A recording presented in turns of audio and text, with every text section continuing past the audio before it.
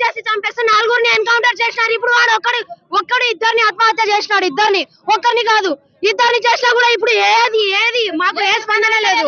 ఏమి ఇవ్వట్లే కూడా ఇప్పటి వరకు. ఏమైనా ఉంటే ఏమంటున్నారంటే 50 లక్షలంట ఇద్దరికి ఉద్యోగం, గవర్నమెంట్ ఉద్యోగం ఇస్తామా? ఆ ఉద్యోగం ఎందుకు? మాకు ఆ డబ్బులు ప్రకటించింది సార్ పేరు నాకు తెలియదు. సార్ పేరు నాకు తెలియదు. పెద్ది సుదర్శన్ రెడ్డి సార్ అక్కడ మిడిల్ లో అట్లా అనేసరికి మేము అందరం ఇక్కడ వచ్చేసాం. పెద్ది సుదర్శన్ రెడ్డి బీఆర్ఎస్ సంబంధించిన నాయకుడు.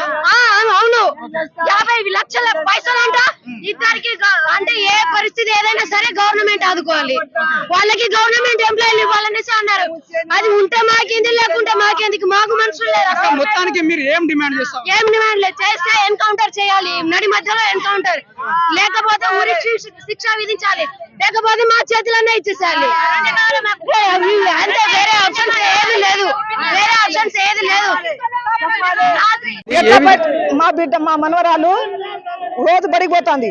బడికి పోతా అంటే వాళ్ళ ఏడ పరిచయం అయింది మనకు తెలియదు. తర్వాత వెళ్ళి తీసుకోబోండి అని కర్నూలు, విజయవాడ, హైదరాబాద్ మొత్తం తిరిగిన తర్వాత వాళ్ళు మనం హన్మకొండ సూబేదార్ పొజిషన్కి వచ్చిండు. వచ్చిన తర్వాత రా బిడ్డ అని అంటే నేను రాను అని అంటే, కాదు బిడ్డ రావాలి, వాళ్ళ మనోడు కాదు కదా, మన కులపోడు అయితే పోతే మంచిదే, కానీ మన కులపోడు కాదు బిడ్డ, నువ్వు రావాలి అని దండ పెట్టి మన చంద్రపేట పోలీస్ స్టేషన్ తెచ్చినాక సరే అమ్మ వస్తాను అంటే నా బిడ్డ పోయి తీసుకొచ్చింది. ఇప్పుడు 6 నెలలు అయింది.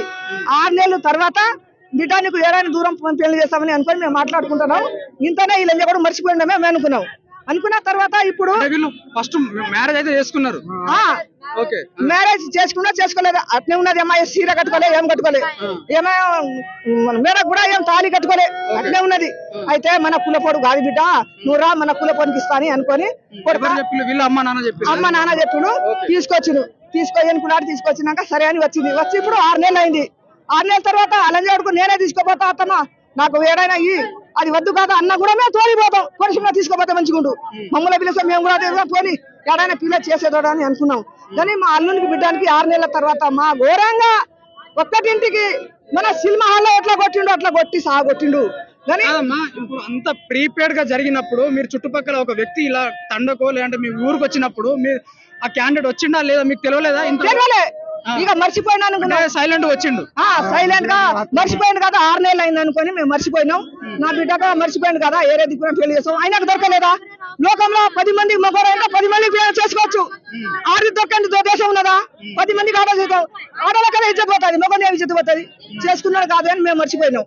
మర్చిపోయిన తర్వాత 6 నెలలకు రాత్రి వచ్చి ఒక్కటింటికి వచ్చి మా బిడ్డ అల్లునికి కోసి మా మనవరాలకి ఈడ దెబ్బ తగ్గను మా మనుగోడు ఇక్కడి నుంచి కోసిండు. మా అల్లు బిడ్డకి సావగొట్టి వెళ్ళిపోయింది. ఎంతమంది చనిపోయారు? ఎంతమందిని ప్లాన్ చేసిండు? ఇద్దరు చనిపోయారు, ఇద్దరు మృతదే. అంటే ఇద్దరికి వాళ్ళ అబ్బాయికి మాకు ఘోరంగా జరిగింది. మేము మాకు తెల్లరిగా మాకు ఫోన్ వచ్చింది, ఫోన్ లో మేము వచ్చినాం. కానీ ఆ లంజ కొడుకు మా ఘోరంగా చేసిండు సార్. లేకుంటే మన రేవంత్ రెడ్డి ఉరి శిక్ష ఇస్తాడా, లేకుంటే మా చేతికి ఇస్తాడా? ఈ రెండే ముచ్చట. మా ఇంట్లో మా చేతికి వెళ్తారు, తప్పకుండా మా చేతికి ఇస్తాడా? ఈ కలెక్టర్ సారు, ఈ రేవంత్ రెడ్డి, సీతక్క మా చేతికి ఇస్తాడా, లేకుంటే వాళ్ళే ఉరి శిక్ష ఇస్తారా?